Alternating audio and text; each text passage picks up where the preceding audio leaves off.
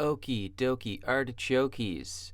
Welcome back to the first. I don't know what order you're watching things in. Oh, a little seasick here. Okay, welcome back to Last Ditch, and this is a reading landscapes video series about changing our perspectives and looking at things in a slightly different way. So I've started here at my particular neck of the woods in the Pacific Northwest, and I'm zooming out from the Salish Sea, Vancouver Island, Seattle, Washington, Vancouver area to give us a sense of how we can look at landscapes a little differently. And today, specifically, this is just going to be a short introduction into thinking about watersheds and tracking how water moves downhill away from slopes towards usually the ocean. Sometimes lakes, but of course here we're dealing with an ocean. And in this particular instance, I'm looking at the Fraser River and connected estuaries, watersheds, etc. So you'll see obviously these snow-capped mountains kind of off to the right, and how all of this water is feeding down into this delta. So where you see things kind of widen out and you start to see this city, this is looking at Vancouver and surrounding areas and a little bit of Washington State.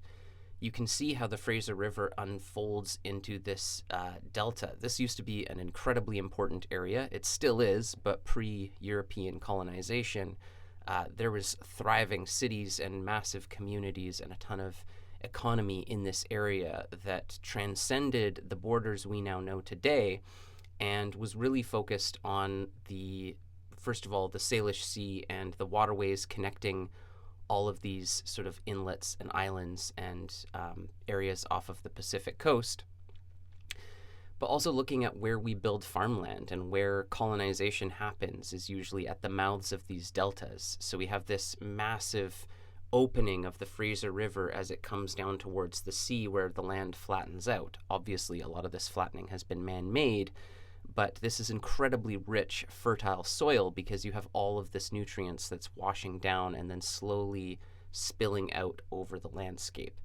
There is so much more that we could talk about in terms of estuaries, watersheds, following rivers, but I really just wanted to kind of introduce the idea of if you go onto something like Google Earth or even Google Maps or any non-Google product and start to reorient the map to trace the waterways, to follow watersheds, it really changes your perspective because you start to no longer see the same political borders and you start to actually look at the way water carves up the landscape.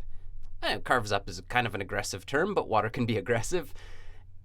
But it really does change our perspective and start to think in a way that I think is more based about looking at the actual environment versus looking at the built environment, or again, the political boundaries that, they shape our imaginations. They shape the way that we think about things and the way we design things. So if we're thinking about reading landscapes, I think it's really important to always challenge our perspectives.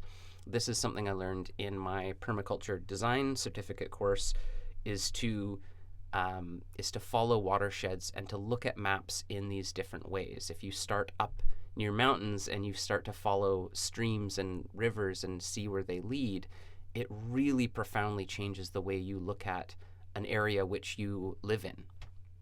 So I'll leave it there for today. It's, again, just a short introduction. I hope you find this tool helpful, or this approach rather. Let me know in the comments what maps you're looking at, how changing your perspective of a map has changed your perspective on an area you're growing in or designing for.